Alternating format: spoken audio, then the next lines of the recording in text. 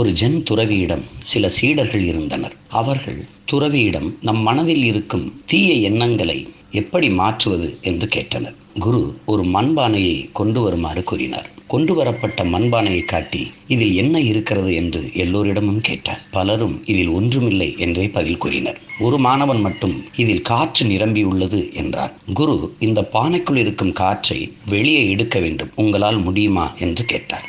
எல்லோரும் அமைதியாக இருந்தபோது அந்த மாணவன் மட்டும் என்னால் முடியும் என்று கூறி பானை முழுவதையும் தண்ணீரால் நிரப்பினான். இதுவே என் பதில் என்று சென் துறவி கூறினார். சீடர்களுக்கு ஒன்றுமே புரியவில்லை. துறவி சீடர்களை நோக்கி, நம் மனது இந்த பானையை போன்றது. உள்ளே இருக்கும் காற்றை எப்படி நம் கண்ணால் காண முடியாதோ அதுபோலவே மனதிற்குள் இருக்கும் தீமை எவர் கண்களுக்கும் தெரியாது. நம் மனதிற்குள் இருக்கும் தீமைகளை வெளியே கொண்டு வர சுலபமான வழி பானையை தண்ணீரால் நிரப்பியது போல் மனதிற்குள் நல்ல மற்றும் நேர்மறை எண்ணங்களை நிரப்ப வேண்டும்.